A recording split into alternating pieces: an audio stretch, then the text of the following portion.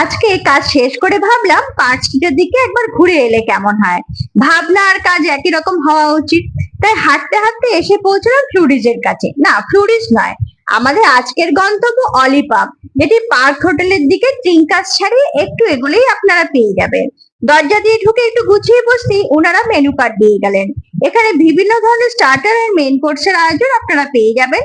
সাথে যদি কেউ হার্ড ড্রিঙ্কস নিতে চান তার ব্যবস্থাও এখানে আছে। আমরা প্রথমে নিলাম ফিশ ফিঙ্গার, এক প্লেটে 8 পিস ফিশ ফিঙ্গার ওনারা দিলেন, সাথে ছিল মেয়োনিজ আর ফিঙ্গার চিপস। একটি প্লেটের দাম পড়লো 380 টাকা। সাথে এক্সট্রা ডিপ হিসেবে কাসুন্দি, টমেটো কেচাপ, চিলি সসও ছিল। প্রথমে ফিঙ্গার চিপস দিয়ে শুরু করলাম, মেয়োনিজ দিয়ে খেয়ে দেখলাম আলু ভাজার মতনই মজাদার। উপরে হালকা চাট মশলা সম্ভবত দেওয়া ছিল, তাই বেশ লাগলো। এবার ফিশ ফিঙ্গার টেস্ট করার পালা। একটা কামড় দিলাম, বেশ উপরের কোটিংটা মুচমুচে আর পাতলা।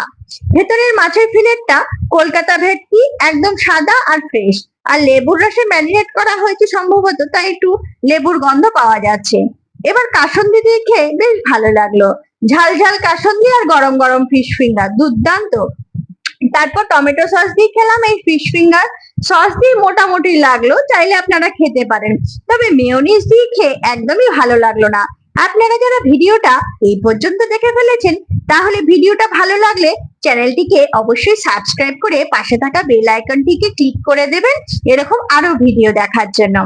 এরপর খেলাম মাটন স্টেক।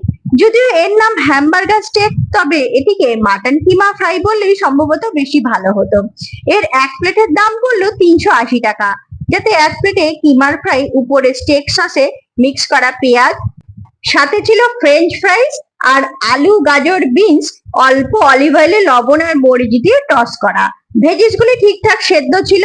আর মাটন স্টেকটা টেস্ট করলাম, মাটন কিমা স্বাদ ঠিকঠাক, তবে উপরের কিছু অংশ বেশি পুড়ে যাওয়ার কারণে একটা তিতকুটে ভাব লাগছিল। আর ফ্রেঞ্চ ফ্রাইস স্বাদ তো আলু ভাজার মতনই ছিল। এই আমাদের ছিল অভিজ্ঞতা।